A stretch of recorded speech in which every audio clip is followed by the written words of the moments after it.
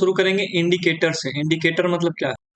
जैसे left side का indicator बताता है कि गाड़ी लेफ्ट मुड़ेगी, राइट साइड का इंडिकेटर देने पे पता चलता है कि गाड़ी जो है राइट मुड़ेगी।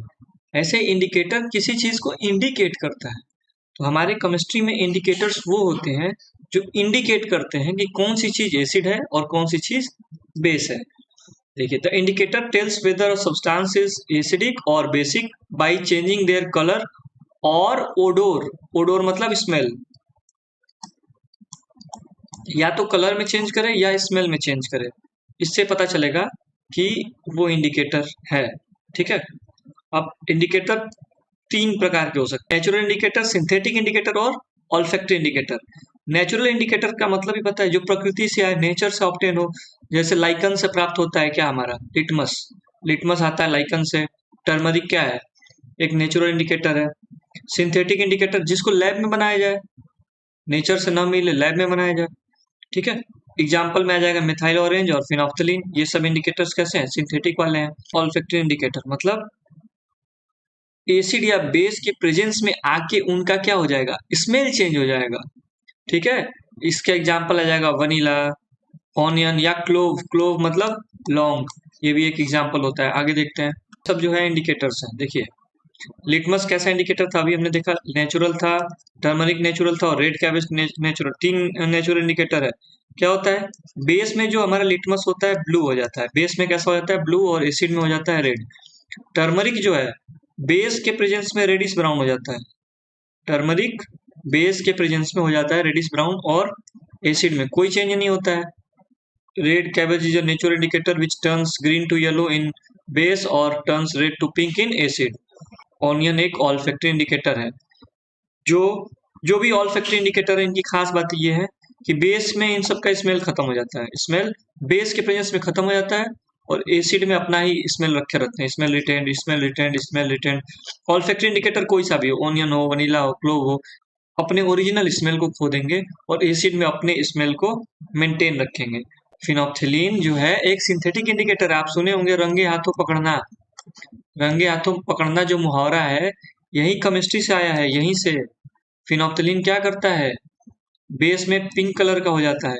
तो अगर नोट पे फिनोप्थिलीन पाउडर मिला दिया, शेक कर दिया जाए, उसके बाद जो करप्ट अधिकारी है या करप्ट कोई भी आदमी है, उसको अगर ये नोट पकड़ाया जाएगा तो उसके हाथ में लग जाएगा क्या? Phenolphthalein indicator. अब किसी भी बेसिक सोल्यूशन से उसका हाथ धुलवाया जाएगा। ये साबुन क्या होता है? बेसिक होता है। तो साबुन से उसका हाथ धुलवाया जाएगा तो हाथ कैसा हो जाएगा? पिंक कलर का हो जाएगा। पिंक कलर का, वो जो साबुन का पानी है कैसा हो जाएगा? पिंक कलर का। इसका मतलब क्या है? वो रंगे हाथों पकड़ा गया। यहीं से आया है फिनोप्थिलीन इंडिकेटर से रंगे हाथों पकड़ना। एसिड में कोई चेंज नहीं आता है फिनोप्थिलीन में। बात समझ में आए? मिथाइल ऑरेंज एक प्रकार का इंडिकेटर है जो बेस में येलो हो जाता है। Methyl orange yellow in base, और एसिड में हो जाता है रेड कलर का। ये सारे इंडिकेटर्स एक जगह हमने कर दिए। ठीक है, बात आपको समझ में आ गई।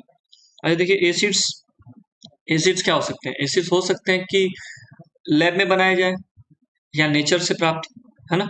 तो जो एसिड्स जो होते हैं नेचुरल चीजों से प्राप्त होते हैं, प्लांट से, एनिमल से, उनको बोलते हैं organic acids. Organic acids. Organic acid क्या होता है? जो नेचर से प्राप्त हो, प्लांट या एनिमल से। ठीक है। जैसे विनेगर में कौन सा एसिड होता है? Acetic acid. ऑरेंज में सिट्रिक एसिड। टैमरिंड, इमली में कौन सा होता है? Tartaric acid. टोमेटो में कौन सा होता है? Oxalic acid. कर्ड में लैक्टिक एसिड। लेमन में सिट्रिक एसिड। और स्टिंग में स्कॉर्पियन का हो या नेटल का हो, नेटल प्लांट है, ठीक है, नेटल लीव्स, एंट के स्टिंग में, नेटल के स्टिंग में मेथनोइक एसिड पाया जाता है। इसको फॉर्मिक एसिड भी बोलते हैं। Formic acid, formic acid. ठीक है। और ये जो एसिटिक एसिड है इसको बोलते हैं हम लोग एथेनोइक एसिड भी। Ethanoic acid. ठीक है। ये कुछ नेचर में पाए जाने वाले एसिड्स हैं। इनका पूछ सकता है सोर्स कहाँ से है। टेस्ट होता है ना एसिड का, सॉर इन टेस्ट होता है। एसिड्स जो होते हैं टेस्ट में खट्टे होते हैं, और बेसिस जो होते हैं टेस्ट में बिटर होते हैं, कड़वा होता है। ठीक है। टच, जो बेस होता है स्लिपरी होता है, चिपचिपा, चिपचिपा, साबुन की तरह, साबुन। ठीक है ना, स्लिपरी होता है। सारे एसिड्स जो होते हैं एसिड में सॉल्युबल होते हैं, लेकिन कुछ ही बेस जो होते हैं वाटर में सॉल्युबल होते हैं, और जो बेस वाटर में सॉल्युबल होते हैं उनको एल्कली बोला जाता है, एल्कली। ठीक है, alkalis are those bases which are soluble in water. Alkalis are those bases which are soluble in water. Alkalis are those bases which are soluble in water. ये चीज आप याद रखेंगे। ठीक है, आगे चलते हैं। Dilution acid. अब आपसे अगर पूछा जाएगा ये चीज, अगर आपसे ये चीज पूछा जाएगा कि एसिड को पानी में मिलाया जाए या वाटर को एसिड में मिलाया जाए, तो आप कौन सा मेथड यूज करेंगे? अगर आप शहीद होना चाहते हैं, शहीद होना चाहते हैं तो क्या करें? ये वाला काम न करें, ये वाला काम करें, ये वाला।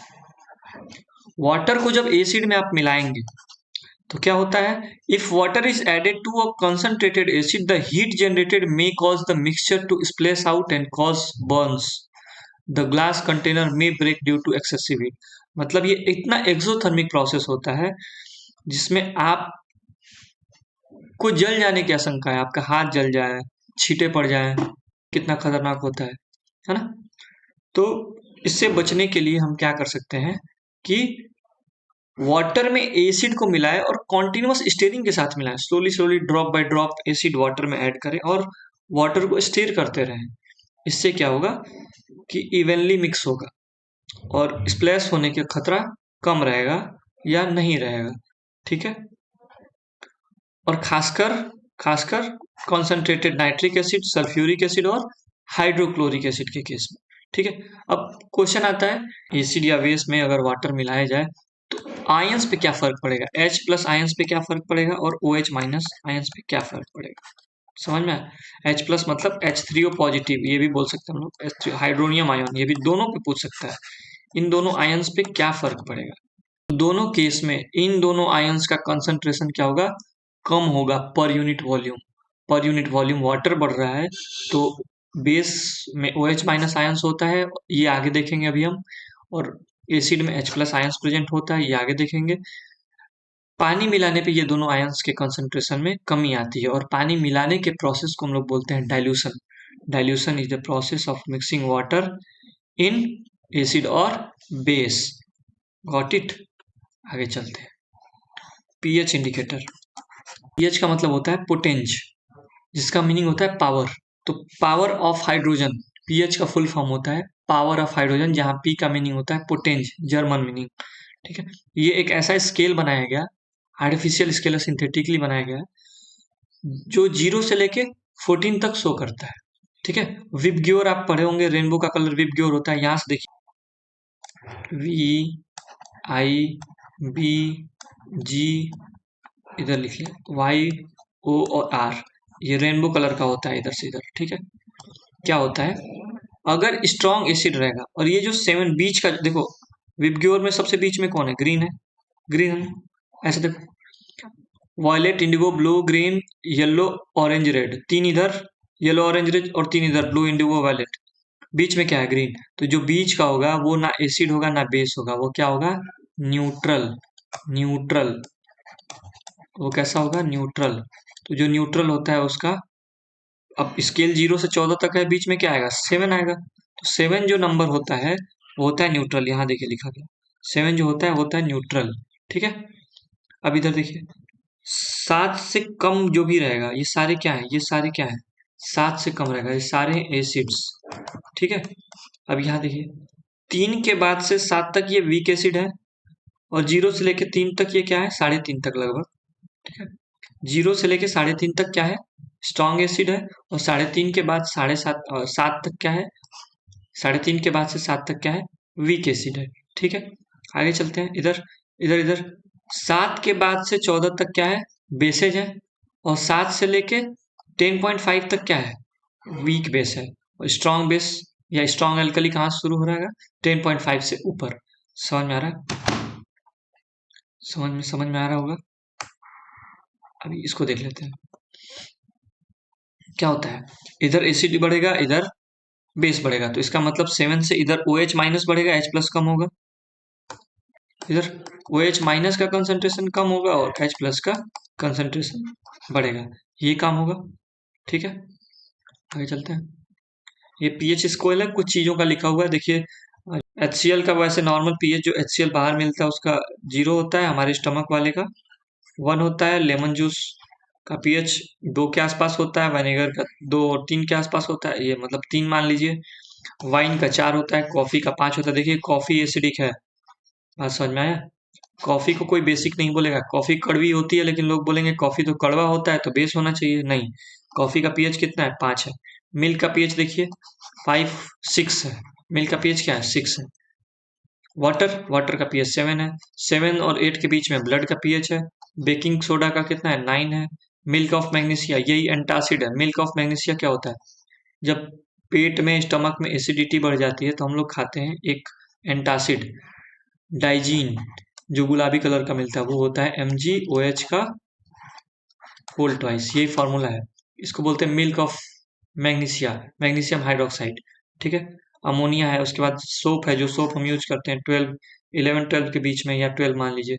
ब्लीच 13। पीएच हमारे जीवन में बहुत इंपॉर्टेंट है, क्योंकि living organisms are sensitive to pH. अगर पीएच का वेरिएशन होगा तो दिक्कत हो जाएगा। जैसे हमारा बॉडी एक नैरो रेंज में काम करता है, 7 से 7.8 ही पीएच है, इसी में हमारा बॉडी एफिशिएंट वर्किंग करता है ना। ऐसा नहीं कि 6.9 हो गया तो मर जाएंगे ना, 7 से 7.8 हुआ तो हमारी बॉडी का ये ऑप्टिमम पीएच है, इसमें बढ़िया से वर्क करती है। ठीक है ना। 6 living organisms can survive only in narrow range of pH change. अब देखिए जो रेन है, रेन वाटर का पीएच जब 5.6 से कम हो जाता है तो इसको बोलते हैं एसिड रेन। ठीक है, जो हवा में प्रेजेंट ये जो HNO3 H2SO4 है ना, जो गैसेज हैं, sulphur dioxide, trioxide, nitrogen dioxide, nitrogen trioxide, जब बिजली चमकती है तो लाइटिंग से क्या होता है, ये रिएक्ट करता है H2O के साथ, H2O के साथ रिएक्ट करता है तो बनाता है H2SO4 और HNO3, ये स्ट्रॉन्ग एसिड्स हैं। ठीक है, स्ट्रॉन्ग एसिड्स हैं, जिसकी वजह से क्या होता है, जब रेन होता है तो उसके साथ ये पीएच को कम कर देता है और लेस देन 5.6 कर देता है, और उस रेन को हम लोग बोलते हैं एसिड रेन। ठीक है, और यही एसिड रेन बारिश के पानी जब रोड पे पड़ता है तो रोड से और नालों से होकर नदियों में जाता है, तालाबों में जाता है। नदी और तालाब का पीएच कम करता है, जहाँ पे रहती हैं मछलियाँ और एक्वेटिक लाइफ्स जो भी रहती हैं उनको दिक्कत कर देता है, और वो सरवाइव नहीं कर पाते हैं। ठीक है, और सॉइल पे क्या इफेक्ट है, तो हमारा जो सॉइल है बहुत ज़्यादा एसिडिक नहीं होना चाहिए, बहुत ज़्यादा एसिडिक नहीं होना चाहिए। जैसे हमारा जो नॉर्मल क्रॉप्स होते हैं जो ग्रो करते हैं, वो 5.5 से लेकर 7 तक के पीएच में ग्रो करते हैं। इस soil should neither be alkaline nor be acidic in nature to support the growth of plants. Change in pH of soil affects the availability of nutrients for growth of the plants. अब pH change हो जाएगा तो nutrient में कमी आ जाएगी, तो plants का growth रुक जाएगा। ठीक है, यहाँ कुछ चीजें लिखी हुई हैं। एसिडिक सॉइल कैसा होता है, एल्कलाइन सॉइल, जब सॉइल एसिडिक होगा मतलब लेस देन 5.5 हो जाएगा, नाइट्रोजन, कैल्शियम, फास्फोरस, मैग्नीशियम और पोटेशियम ये क्या होंगे, लेस अवेलेबल हो जाएंगे प्लांट्स के एब्जॉर्प्शन के लिए। मतलब पीएच जब कम होता है ना तो plants calcium, phosphorus, magnesium, potassium को एब्जॉर्ब नहीं कर पाता है, और पीएच बढ़ जाता है तो प्लांट जो है जिंक, कॉपर, आयरन और बोरॉन को एब्जॉर्ब नहीं कर पाता है, मैग्नीज को एब्जॉर्ब नहीं कर पाता है। ठीक है, तो इसलिए क्या करते हैं, इसको स्लाइटली एसिडिक टू न्यूट्रल रखते हैं पीएच को। ठीक है, बेसिक तो एकदम नहीं चलेगा, न्यूट्रल चल सकता है, थोड़ा सा एसिडिक चल सकता है, बेसिक नहीं चलेगा। अब आप लोग पढ़े होंगे चैप्टर लाइफ प्रोसेसेस में कि हमारा जो स्टमक है पेप्सिन एंजाइम की मदद से क्या करता है, HCl प्रोड्यूस करता है। ठीक है, तो हमारा स्टमक जो है घड़ी तो देख नहीं रहा है कि साहब अब खाना खा लेंगे तो हम प्रोड्यूस करेंगे HCl। बात समझ में आ रहा है, HCl वो ऑटोमेटिक प्रोड्यूस करेगा, आप खाएं या ना खाएं। तो क्या होता है, जब हम ज्यादा देर तक नहीं खाते हैं खाना, खाली पेट होता है, तो HCl जो होता है एक्सेस अमाउंट में प्रोड्यूस हो जाता है, जिसकी वजह से क्या हो जाती है, एसिडिटी हो जाती है। एसिड स्टमक में ज्यादा हो जाता है, ज्यादा हो जाने से क्या होगा, स्टमक में पेन होगा, इरिटेशन होगा, जलन होगा। तो इस जलन को कम करने के लिए हम लोग एक सामान खाते हैं, उस सामान का नाम है एंटासिड। ठीक है, एंटासिड खाते हैं, milk of magnesia. Milk of magnesia मतलब मैग्नीशियम हाइड्रोक्साइड, जो अभी हमने पीछे देखा। ठीक है, अगला देखते हैं tooth decay. Tooth decay, tooth decay शुरू हो जाता है जब हमारे माउथ का पीएच 5.5 हो गया, रात को खाना खाए, ब्रश नहीं किए, फिर अगले दिन खाए, ब्रश नहीं किए, तो क्या होगा, बैक्टीरिया उसको डिग्रेड करेगा, उस फूड को जो दांतों के बीच में है डिग्रेड करेगा, तो एसिड प्रोड्यूस करेगा। और हमारा जो टूथ का इनेमल होता है कैल्शियम हाइड्रोक्सी एपेटाइट, है ना, जो कि क्रिस्टलाइन फॉर्म होता है कैल्शियम फॉस्फेट का। ये हार्डेस्ट सब्सटेंस ऑफ बॉडी है, लेकिन इस एसिड इसको भी डिग्रेड कर देता है। सोचिए एसिड कितना पावरफुल है, तो एसिड इसको भी कोरेट कर देता है। और ये बैक्टीरिया वाला कॉन्सेप्ट बता दिए। The best way to prevent this is to clean the mouth using basic toothpaste, जो हम लोग यूज करते थे पहले, दातून करते थे, नीम का पत्ता कड़वा है, पहले हम लोग दातून करते थे ना नीम से, तो कड़वा होता था। कड़वी चीजें क्या होती हैं, बेस। ठीक है, आगे चलते हैं। Self defence by animals and plants through chemical warfare.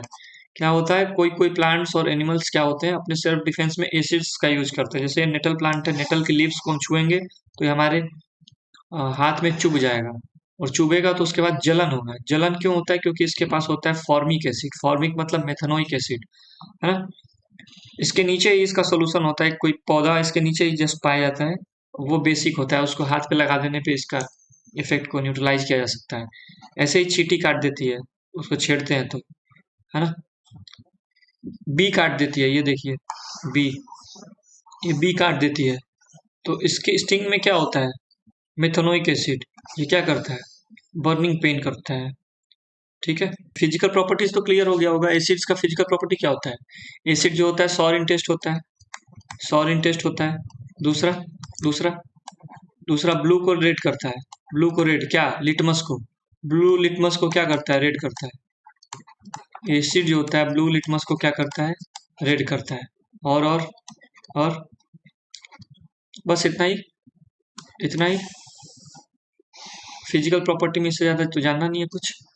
Base क्या करता है, बेस बिटर होता है और इसके अपोजिट करता है, रेड को ब्लू में करता है, और स्लिपरी इन टच होता है, सोपी इन टच होता है, दोनों बोल सकते हैं। अब केमिकल प्रॉपर्टीज पढ़ना है, देखिए कंपेरेटिव, इसमें इसको कंपेरेटिवली पढ़ लेते हैं हम लोग। ठीक है, ये देखिए एसिड, एसिड जब मेटल के साथ, दुनिया का कोई भी एसिड होगा अगर मेटल के साथ रिएक्शन कर रहा है तो सबसे पहले प्रोड्यूस करेगा हाइड्रोजन गैस, और साथ में निकालेगा सॉल्ट बाहर। जैसे जैसे देखते हैं, कोई भी एसिड आप बताइए, कोई भी एसिड का नाम बताइए, मान लीजिए H2SO4। ठीक है, H2SO4 प्लस एसिड हो गया, कोई भी मेटल, जिंक, जिंक आ गया तो क्या बनेगा, H2 बाहर निकलेगा। हमको नहीं पता कौन सा सॉल्ट बनेगा, H2 को बाहर कर लेते हैं, H2 तो बाहर कंफर्म है, H2 बाहर कर लिए तो बचा क्या, जिंक बचा और SO4 बचा, बस इसको लिख दिए। ठीक है, तो ये ऐसे हमको रिएक्शन आना चाहिए, दुनिया का कोई भी मेटल और एसिड के साथ जब रिएक्शन करेगा तो क्या बनाएगा, क्या बनाएगा, सॉल्ट और हाइड्रोजन गैस। ठीक है, यहाँ एग्जाम्पल लिखा हुआ है मैग्नीशियम और HCl का, मैग्नीशियम और HCl क्या बना रहा है, MgCl2 plus hydrogen gas. Same reaction, base का रिएक्शन क्या होता है, सेम, कुछ मेहनत नहीं करना है, बेस और मेटल, सॉल्ट और हाइड्रोजन गैस। ठीक है, सबसे पहले क्या करेंगे, NaOH है, Zn है, H2 गैस निकाल दिए, जो बचा यहाँ लिख दिए, क्या बचा, Na2 बचा, ZnO2 बचा। ठीक है, NaOH प्लस Zn, H2 निकालना है तो इसको 2 करना पड़ेगा ना, ये 2 कहाँ से आया, क्योंकि हमको हाइड्रोजन गैस चाहिए, H2, तो H को डबल करने के लिए यहाँ पे 2 से मल्टीप्लाई करना पड़ेगा, जो बचा फिर कंपाउंड लिख दिए। सबसे पहले मेटल्स लिखते हैं, उसके बाद नॉन मेटल्स। आगे चलते हैं, आगे चलते हैं, इसमें देखते हैं अब रिएक्शन विथ मेटल कार्बोनेट और बाई कार्बोनेट। मेटल कार्बोनेट या बाई कार्बोनेट, बाई मतलब H लग जाएगा, हाइड्रोजन कार्बोनेट भी बोलते हैं। मेटल बाई कार्बोनेट को मेटल हाइड्रोजन कार्बोनेट भी कहते हैं। कार्बोनेट में सिर्फ CO3 रहेगा, लेकिन बाई कार्बोनेट में HCO3 हो जाएगा, इस बात का आप ध्यान रखिएगा। ठीक है, क्या होता है, कोई भी मेटल कार्बोनेट या मेटल बाई कार्बोनेट या मेटल हाइड्रोजन कार्बोनेट अगर एसिड के साथ रिएक्शन करता है तो सॉल्ट बाहर करता है, कार्बन डाइऑक्साइड बाहर करता है और वाटर बाहर करता है। एग्जाम्पल देखते हैं, एग्जाम्पल यहाँ देखते हैं, सोडियम कार्बोनेट लिखा हुआ है, Na2CO3 और HCl के साथ रिएक्शन हुआ है, मेटल कार्बोनेट प्लस एसिड। हमको पता है कि सॉल्ट और CO2 और वाटर बाहर आएगा। सॉल्ट, CO2 और वाटर बाहर आने का मतलब क्या है, सबसे पहले हम लोग वाटर बाहर कर दिए, CO2 बाहर कर दिए, जो सामान बचा उसको लिख दिया, NaCl बचा था NaCl लिख दिया। हमको ये कंफर्म होना चाहिए कि CO2 और H2O तो निकलेगा ही निकलेगा अगर सॉल्ट हम नहीं भी बना पा रहे हैं तो। ठीक है, NaHCO3, NaHCO3 क्या होगा, जैसे NaHCO3 का करा के देखते हैं। वैसे ये NaHCO3 का रिएक्शन करवाते हैं हम लोग HCl से, तो हमको पता है क्या निकलेगा, salt plus CO2 plus H2O। CO2 को पहले लिख देते हैं, H2O को उसके बाद लिख देते हैं, बचा क्या, 3O चला गया, 3O चला गया और 1 C चला गया, ये 3O चला गया, 1 C चला गया, बचा क्या, Na बचा है। ठीक, ये देखिए यहाँ पे हाइड्रोजन दोनों यूज हो गया है, CO2 ऑक्सीजन 3 आ गया है बाहर, एक कार्बन यूज हो गया, एक कार्बन इधर था, बचा क्या है, बस Na बचा और Cl बचा, NaCl लिख दिए। ठीक है, तो NaCl निकल गया, तो क्या बचा, salt plus CO2 plus H2O। ठीक है, बेस जो होता है रिएक्शन विथ मेटल कार्बोनेट और बाई कार्बोनेट के साथ नो रिएक्शन, है ना। अब आते हैं reaction with metal oxide, metal oxide के साथ रिएक्शन। ठीक है, पहले ये देखिए न्यूट्रलाइजेशन रिएक्शन, इससे समझेंगे आप। न्यूट्रलाइजेशन रिएक्शन क्या होता है, जब एसिड और बेस आपस में रिएक्ट करते हैं तो बनाते हैं सॉल्ट और वाटर। जैसे जैसे नॉर्मली हम लोग अपना जो खाते हैं वो वाला सॉल्ट बना के देखते हैं। एसिड क्या होता है, HCl ले लेते हैं और बेस ले लेते हैं NaOH। ठीक है, दोनों को मिलाते हैं, सॉल्ट बनेगा। वाटर तो कंफर्म है ना, वाटर निकाल दो पहले, वाटर निकल गया बाहर, बचा क्या, Na बचा और Cl बचा है। ठीक है, तो NaCl बाहर, ये बन गया सॉल्ट प्लस वाटर। क्या कर रहा है कि एसिड और बेस एक दूसरे के इफेक्ट को न्यूट्रलाइज कर दे रहा है, नलीफाई कर दे रहा है, काट दे रहा है एक दूसरे को, काटने को बोलते हैं न्यूट्रलाइज कर देना, इसीलिए ये रिएक्शन का नाम है न्यूट्रलाइजेशन रिएक्शन। ठीक है, एसिड बेस एक दूसरे के इफेक्ट को कम कर देते हैं, सॉल्ट और वाटर बना देते हैं। ठीक है, तो न्यूट्रलाइजेशन रिएक्शन। अब हम लोग ऊपर देखते हैं, ये जो अभी पढ़ना है हम लोगों को, रिएक्शन विद मेटल ऑक्साइड। जब मेटल ऑक्साइड, ये देखिए कैल्शियम एक मेटल है, ऑक्सीजन ऑक्साइड है, कैल्शियम ऑक्साइड, कैल्शियम ऑक्साइड को हम लोग एसिड के साथ रिएक्ट करवा रहे हैं। कौन सा एसिड, हाइड्रोक्लोरिक एसिड के साथ। तो क्या बन रहा है, सॉल्ट बन रहा है CaCl2 और वाटर बन रहा है H2O। इसका मतलब क्या, अभी हमने देखा कि न्यूट्रलाइजेशन रिएक्शन में एसिड और बेस सॉल्ट और वाटर बनाता है। यहाँ ये एसिड है लेकिन ये बेस नहीं है, मेटल ऑक्साइड है। ठीक है, तभी भी सॉल्ट और वाटर बन रहा है। इसका मतलब क्या, मेटल ऑक्साइड जो होता है कैसे नेचर का होता है, बेसिक नेचर का होता है। ठीक है, इसका मतलब मेटल ऑक्साइड जो होता है कैसा होता है, बेसिक नेचर का होता है। सिमिलरली हम लोग ये देखेंगे reaction with non metal oxide, reaction with non metal oxide क्या होता है, नॉन मेटल ऑक्साइड कोई भी नॉन मेटल ले लो, अरे CO2, CO2, NO2, SO2, non metal oxide आप ले लीजिए कोई सा, उसमें बेस जब मिलाएंगे क्या बनेगा, सॉल्ट और वाटर। सॉल्ट और वाटर किसकी प्रॉपर्टी थी, न्यूट्रलाइजेशन रिएक्शन की। मतलब अगर एसिड और बेस साथ में रिएक्ट करेगा तो सॉल्ट और वाटर बनेगा। इसका मतलब नॉन मेटल ऑक्साइड कैसा होता है, एसिड होता है। एसिड और बेस मिलके सॉल्ट और वाटर बनाता है, इसका मतलब नॉन मेटल ऑक्साइड कैसा होता है, एसिडिक इन नेचर होता है। गॉट इट, ये रिएक्शन देख लीजिए। ठीक है, इस क्या होती है, what are alkalis, an alkali ये तो बता चुका हूँ, an alkali is a base that dissolves in water, they are soapy in touch, bitter and corrosive। ठीक है, ज्वलनशील होते हैं, कड़वे होते हैं, सोपी इन टच होते हैं। और एल्कली एक ऐसा बेस है जो पानी में घुल जाता है। इसका मतलब जब हम लोग रेड लिटमस को पानी के बेस के अंदर डालेंगे तो कैसा हो जाएगा, ब्लू कलर का हो जाएगा। ठीक है, इनके पास ये सॉफ्ट होते हैं, इनकी डेंसिटी लो होती है, लो मेल्टिंग और बॉइलिंग पॉइंट होता है। और ये आग लगाने के बाद ये फ्लेम देते हैं जो इनके कैरेक्टरिस्टिक कलर का होता है। अलग अलग बेस अलग अलग कैरेक्टरिस्टिक कलर देते हैं। ये आसानी से हैलोजेंस के साथ रिएक्ट कर जाते हैं। हैलोजेंस का मतलब होता है फ्लोरीन, क्लोरीन और ब्रोमीन, इन तीनों के साथ आसानी से ये क्या करते हैं, रिएक्ट कर जाते हैं। ठीक है, आगे चलते हैं। अब हमको सॉल्ट्स पढ़ना है। सॉल्ट होता है जब हम एसिड और बेस को आपस में मिला दें। एसिड प्लस बेस को जब हम मिलाते हैं आपस में तो क्या बनता है, सॉल्ट और वाटर। ये एक न्यूट्रलाइजेशन रिएक्शन का रिजल्ट है। अब हम देखते हैं सॉल्ट कैसा कैसा बन सकता है। एक चीज पहले हम देख लेते हैं फिर इस पे आते हैं। ठीक है, एक चीज देख लेते हैं, यहाँ देखते हैं अगर हमारा एसिड क्या है, वीक एसिड है। ठीक है, और बेस कैसा है, स्ट्रॉन्ग है। बेस कैसा है, स्ट्रॉन्ग है। ठीक है, तो हमारा जो सॉल्ट होगा कैसा बनेगा, बेसिक होगा। बेसिक सॉल्ट बनेगा। बात समझ में आया? क्योंकि स्ट्रॉन्ग बेस है। अच्छा अब देखते हैं, अगर स्ट्रॉन्ग एसिड है और वीक बेस है तब कैसा बनेगा? इसका कैरेक्टर आएगा तो हमारा कैसा बनेगा? स्ट्रॉन्ग स्ट्रॉन्ग क्या बनेगा? सॉल्ट बनेगा। कैसा? स्ट्रॉन्ग नहीं बनेगा, एसिडिक सॉल्ट बनेगा। ठीक है, स्ट्रॉन्ग एसिड और वीक बेस से मिलकर एसिडिक सॉल्ट बनेगा। फट से दोनों का एग्जांपल लिख लेते हैं। कोई भी वीक एसिड बताइए। वीक एसिड लिखिए, देखिए CH3COOH। एसिडिक एसिड कैसा है? वीक एसिड है। स्ट्रॉन्ग बेस NaOH मिला दिए, तो ये जो सॉल्ट बना क्या बना? CH3COONA। ये सॉल्ट बना CH3COONA। जो सॉल्ट हमारा बना ये कैसा होगा? ये सॉल्ट कैसा होगा? ये होगा बेसिक क्यों होगा? क्योंकि ये स्ट्रॉन्ग बेस है और ये वीक एसिड है। दूसरा एग्जांपल देखते हैं, दूसरे वाले का। स्ट्रॉन्ग एसिड ले लेते हैं, HCl। वीक बेस MgOH का होल ट्वाइस। ये वीक बेस ले लिए, रिएक्शन करवाते हैं। रिएक्शन करवाएंगे क्या बनेगा? MgCl2 plus H2O। ठीक है, बन गया ना? अब इसको 2HCl कर दो, इसको 2H2O कर दीजिए, बैलेंस हो गया रिएक्शन। अब ये सॉल्ट कैसा है? ये जो सॉल्ट बना है MgCl2 कैसा है? एसिडिक है, एसिडिक सॉल्ट है। क्यों एसिडिक है? क्योंकि स्ट्रॉन्ग एसिड और वीक बेस के कॉम्बिनेशन से बना है। बाकी वीक एसिड और वीक बेस न्यूट्रल सॉल्ट बनाते हैं जिसका pH 7 होता है। स्ट्रॉन्ग एसिड और स्ट्रॉन्ग बेस न्यूट्रल सॉल्ट बनाते हैं जिसका pH 7 होता है।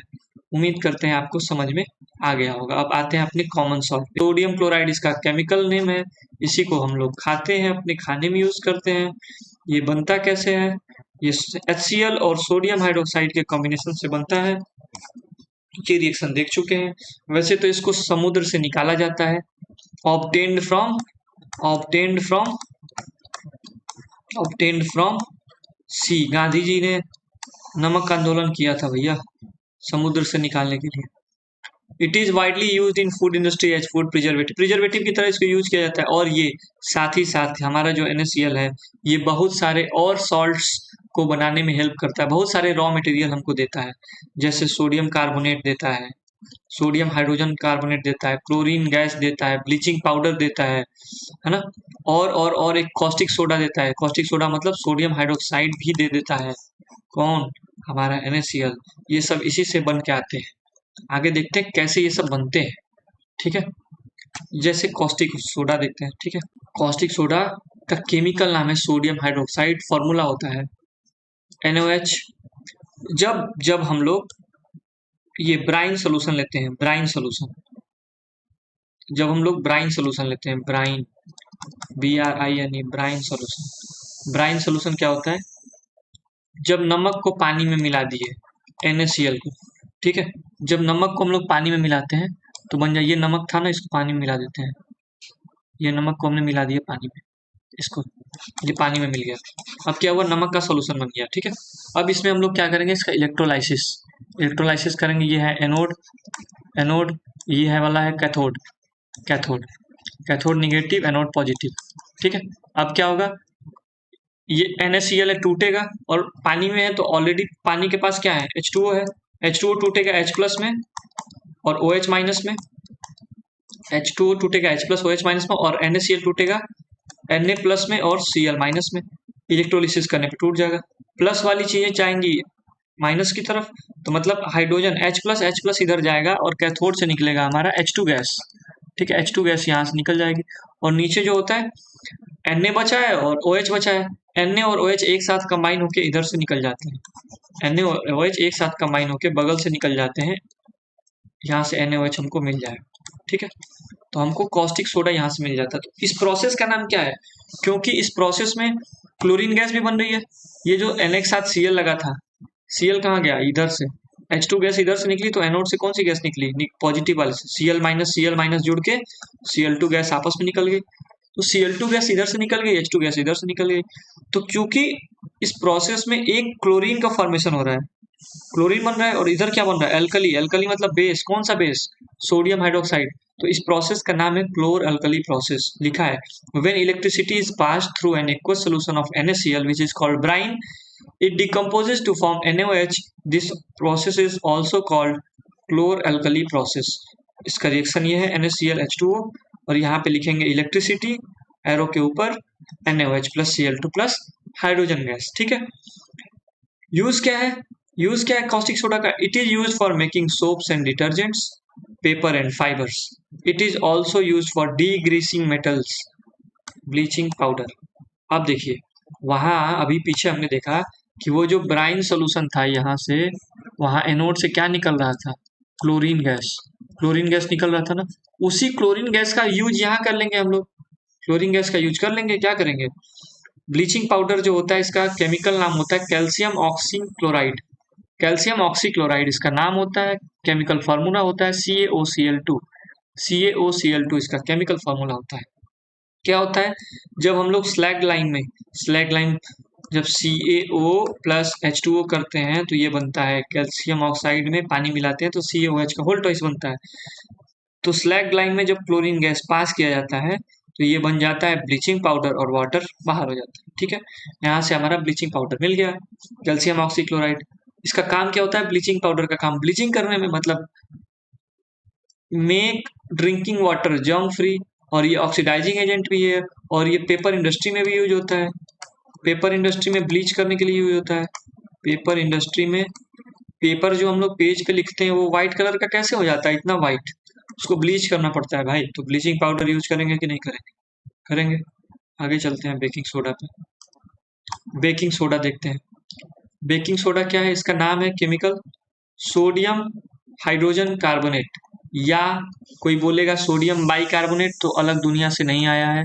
सोडियम बाइकार्बोनेट भी यही है, सोडियम बाइकार्बोनेट भी यही है। ठीक है, कोई अलग चिड़िया का नाम नहीं है। तो NaHCO3 प्रिपरेशन कैसे करेंगे? जब जो हम लोग NaCl लिए थे, हमारा नमक कह तो रहे थे बहुत सारे रॉ मटेरियल के प्रोडक्शन में यूज होता है। नमक में क्या मिला है? अमोनिया मिला है और कार्बन डाइऑक्साइड मिला है। पानी तो ये नमक पानी के सोल्यूशन में, नमक पानी के सोल्यूशन में अमोनिया, और उसमें फूक दिए मतलब कौन सी गैस फूकेंगे? CO2। कुल मिला के नमक पानी के सोल्यूशन में अमोनिया डाल के फूक दिए तो क्या बनेगा? Baking soda. समझ में आ रहा है? नमक पानी के सोल्यूशन में अमोनिया डाल के फूक दिए तो क्या बनेगा? ऐसे रिएक्शन याद करेंगे। सोडियम बाइकार्बोनेट, और ये क्या है? Ammonium chloride. ये सोडियम बाइकार्बोनेट, ये है अमोनियम क्लोराइड, अमोनियम क्लोराइड, और ये है हमारा बेकिंग सोडा। बेकिंग सोडा का काम क्या है? बेकिंग सोडा जो होता है किचन में यूज होता है पकौड़ा बनाने में। बेकिंग सोडा घर पे यूज करते हैं बेकिंग में ना। सोडा एसिड फायर एक्सटिंग्विशर में। क्यों सोडा एसिड फायर एक्सटिंग्विशर में? अभी तो देख रहे थे कि मेटल कार्बोनेट जो होता है, ये मेटल कार्बोनेट है, मेटल हाइड्रोजन कार्बोनेट है। मेटल हाइड्रोजन कार्बोनेट जब एसिड के साथ रिएक्ट करेगा तो क्या प्रोड्यूस करेगा? CO2 plus H2O plus salt. वो कार्बन डाइऑक्साइड भी पानी बुझाता है और H2O भी पानी बुझाता है। तो काम हमारा हो गया कि नहीं? CO2 और H2O दोनों प्रोड्यूस हो रहा है, तो हम लोग उसमें यूज करते हैं। आगे इसका काम करते हैं बेकिंग पाउडर बनाने में यूज करते हैं। बेकिंग सोडा का यूज होता है बेकिंग पाउडर बनाने में। बेकिंग पाउडर क्या होता है? Baking soda NaHCO3 plus H plus. ये H प्लस कहाँ से आता है? खाने वाले एसिड से आता है। Baking soda plus H plus. Baking powder बनता है कहाँ से? Baking soda plus H plus. ठीक है, बेकिंग सोडा, ये H प्लस कौन सा होता है? खाने वाला acid, edible acid. Edible acid मतलब, एडिबल एसिड मतलब ये हो सकता है टार्टरिक एसिड, टार्टरिक एसिड। और क्या हो सकता है? और हो सकता है कुछ भी, लैक्टिक एसिड, लैक्टिक एसिड, और acetic acid, acetic acid, acetic acid. ये सारे एसिड को इसमें मिलाते हैं तो बेकिंग पाउडर बनता है। बेकिंग पाउडर का काम भी बेकिंग में ही होता है। आगे चलते हैं। अब आता है washing soda, sodium carbonate decahydrate. Chemical name होता है sodium carbonate decahydrate. Sodium carbonate का फॉर्मूला आपको पता ही है, Na2CO3। Na2CO3 को क्या बोलते हैं? Sodium carbonate. डेकाहाइड्रेट मतलब 10 ठो पानी, हाइड्रेट मतलब पानी ना, डेका मतलब 10। Sodium carbonate 10 water, preparation, it is found when 10 water molecules are added to Na2CO3। मतलब हो गया, जब सोडियम कार्बोनेट को पानी में डाल देंगे ना तो ये बन जाएगा हमारा वॉशिंग सोडा। क्या होता है वॉशिंग सोडा? इससे हम लोग डिटर्जेंट भी बनाते हैं। It is use for removing permanent hardness of water. Permanent hardness water की रिमूव की जाती है। क्लींसिंग एजेंट डोमेस्टिक घरों में, वॉशिंग में, है ना। क्लीनिंग एजेंट है ये क्लीनिंग एजेंट है। Plaster of Paris. Plaster of Paris क्या होता है? प्लास्टर ऑफ पेरिस क्या होता है? Calcium sulphate hemihydrate. Calcium sulphate hemihydrate को हम लोग बोलते हैं प्लास्टर ऑफ पेरिस। इसको ऐसे कंडेंस फार्मूला ऐसे भी लिख सकता है जो बगल में लिखा है, CaSO4 का होल ट्वाइस H2O। तो कैल्शियम सल्फेट हेमीहाइड्रेट, समझ में आया? क्योंकि CaSO4 का 2 कर देंगे तो पानी तो एक हो जाएगा ना, ऐसे आधा था तो क्या होता है कि जब जिप्सम को हम लोग 100 डिग्री सेल्सियस पे गर्म करते हैं या 373 केल्विन, दोनों सेम बात है, पे गर्म करते हैं तो ये क्या होता है, कुछ वाटर मॉलिक्यूल्स को लूज कर देता है और बन जाता है POP। जिप्सम को ये है calcium sulphate dihydrate. Calcium sulphate dihydrate, इसको बोलते हैं जिप्सम। जिप्सम को जब गर्म किया 100 डिग्री पे तो क्या किया, CaSO4 डॉट हाफ H2O बन गया और 1.5 H2O बाहर हो गया। ठीक है। क्या होता है प्लास्टर ऑफ पेरिस का यूज? क्या होता है जब हड्डी टूट जाती है तो प्लास्टर होता है, जो प्लास्टर होता है वही है, पेरिस से नहीं आया है ये, इसको प्लास्टर ऑफ पेरिस बोला जाता है। The substance which doctors use as plaster for supporting fractured bones in the right position. और plaster of Paris white colour का बोरे में आता है खरीद के, उसको जब हम लोग पानी में मिला के और सीलिंग पे लगाते हैं तो कहा जाता है कि हमारे घर में POP हुआ है, अलग अलग डिजाइन बनता है। तो वो क्या हो जाता है, प्लास्टर ऑफ पेरिस को पानी में मिलाने के बाद ये एक हार्ड सॉलिड मास बन जाता है, उसी मास को हम लोग जिप्सम बोलते हैं। ठीक है। तो जब CaSO4 डॉट हाफ H2O को फिर से पानी में मिलाए तो इसका यूज क्या होगा, जब हार्ड बन जा रहा है कोई चीज पाउडर से तो उसका यूज क्या होता है, खिलौने बनाने में हो सकता है और पॉट बनाने में हो सकता है, डेकोरेटिंग आइटम बनाने में हो सकता है। वाटर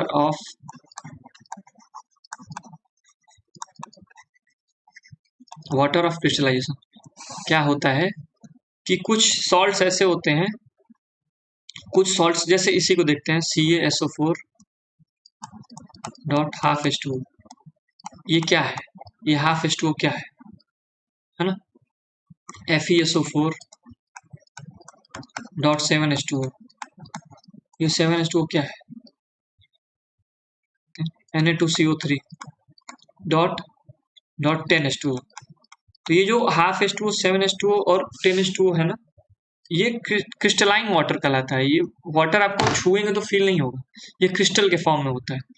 तो कुछ ऐसे सॉल्ट्स या कंपाउंड्स जिनके साथ वाटर मॉलिक्यूल्स अटैच्ड हों लेकिन वो क्रिस्टलाइन फॉर्म में हो, ऐसे वाटर को हम लोग बोलते हैं वाटर ऑफ क्रिस्टलाइजेशन। इसका टेस्ट कैसे चलेगा, जैसे बर्नर में इनमें से कोई सॉल्ट को टेस्ट ट्यूब में रखे, ऐसे कोई भी सॉल्ट को इसमें से टेस्ट ट्यूब में रखे और आग लगा दिए ऐसे बर्नर से, है ना, इसको गर्म कर दिए।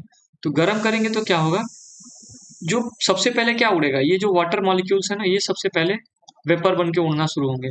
तो हम जब टेस्ट ट्यूब के माउथ के पास देखेंगे ना, यहाँ पे वाटर ड्रॉपलेट्स जुट गया होगा, यहाँ पे या फिर उंगली ले जाएंगे ऐसे तो फील होगा कि यहाँ पे वाटर है। इसी वाटर को हम लोग वाटर ऑफ क्रिस्टलाइजेशन बोलते हैं। ठीक है, उम्मीद करते हैं ये चैप्टर आपको समझ में आ गया होगा। धन्यवाद।